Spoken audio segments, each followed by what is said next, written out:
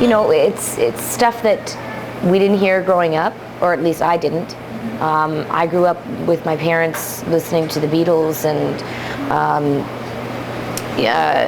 Mamas and the Papas and 50s and 60s music. So I wasn't exposed to anything from the 20s and 30s and 40s.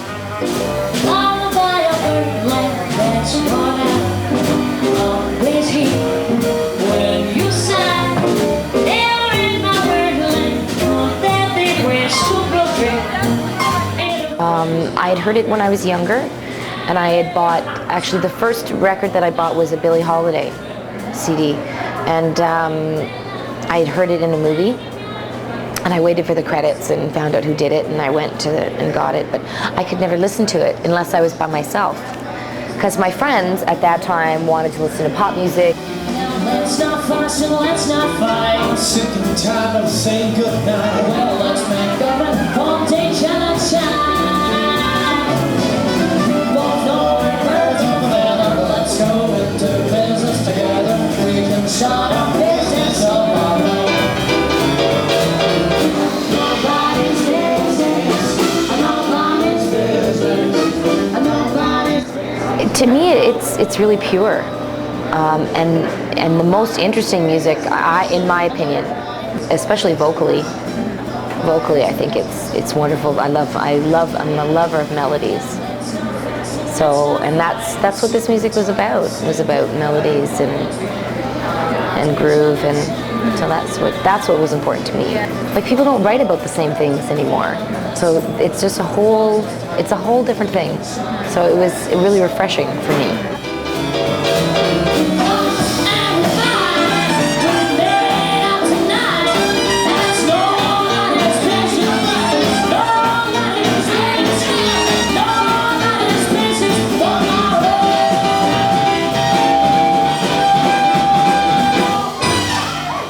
I don't know if you could call it profession, but I do a lot of singing around Toronto under my name, which is Alex Pangman, and the band is the Alley Cats. Careless, now that you've got me loving you, you're careless, careless in everything you do. Singing, I think I always did, but I never sang jazz or swing, whatever you want to call it, until I was about 16, and that's the first time I was introduced to the music and the first time anybody offered to let me sing music. Break my heart, careless, now that my bridges all are burned. You're careless, careless in things where I'm concerned. I started seeing all sorts of people, younger people, coming out to hear music that I had previously been playing to a definitely like CPP crowd, like the over 50 crowd. And all of a sudden I was seeing young people, and not only were they enthusiastic about the music, but they were dancing this, like, not knowing anything about it, what seemed to me to look like a pretty authentic dance. And then it just kind of grew from there.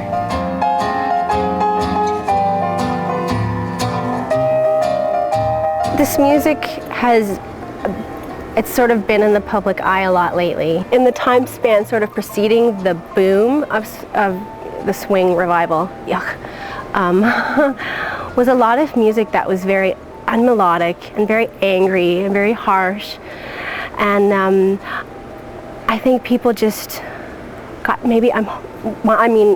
I'm fathoming that they just got tired of the aggression, and they wanted a type of music they could dance to that was playful, a type of music they could sing or hum that was melodic, and they just wanted to return to something that was gentler. I'm walking on air, for I've left all my blue days behind. Now I've learned how to care, and it's love, really love's on my mind. Well, I like the music from that period, whether it's performed, with a certain amount of heat and drive to it, or even just, sort of a standard, very stiff performance of a tune. If it's a good tune, it's going to stand up one way or the other. Book out. Hold it steady in your hand. Keep a steady lookout. You can understand. It's an A1 combination.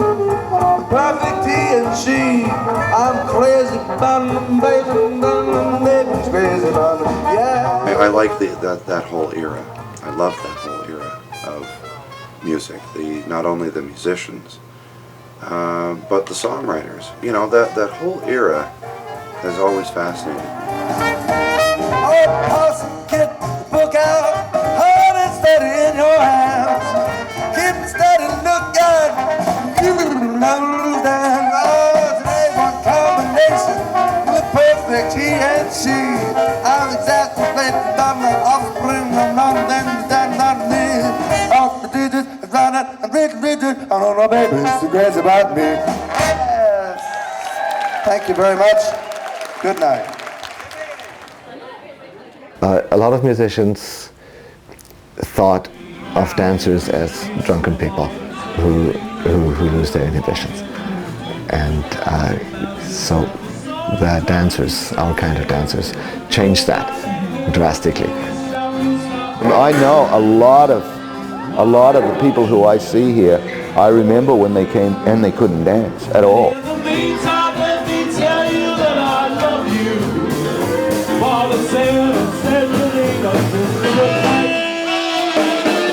A big part of why the dance scene exists is the fact that we've got this really inspiring music and wonderful musicians.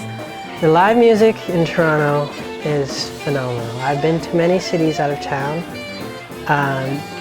We're lucky as a city to have so many live bands. Some cities don't have bands at all, and they have to hire them from other cities. Some cities just have DJ music.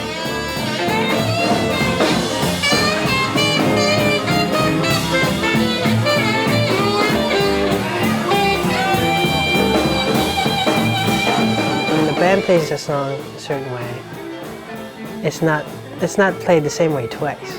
They play it different every single time, and it's like a different mood every single time. And really, I let the music move me.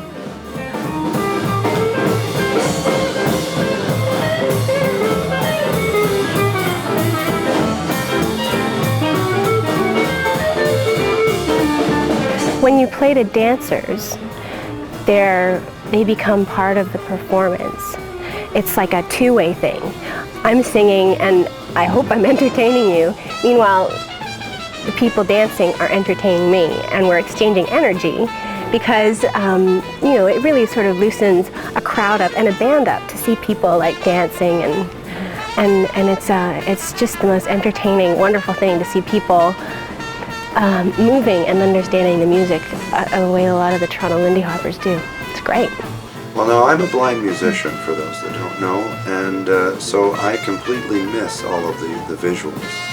I get a lot of the audibles, and have, you know, had the crap scared out of me by, you know, occasional, you know, foot stomps and things like that, while I'm otherwise trying to play this, you know, emotional solo, and all of a sudden there's a stop, and Christ, what was that?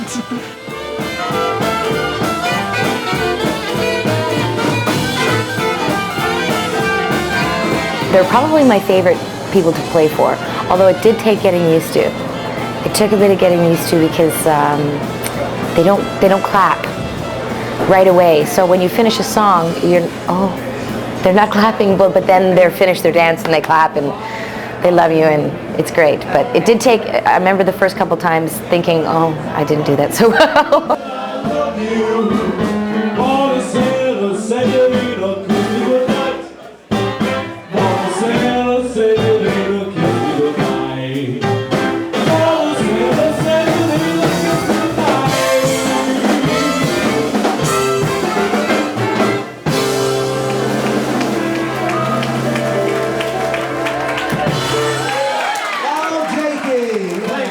It's great to play the dances. That's what it is. It's the tradition. It's just like it was 60 years ago.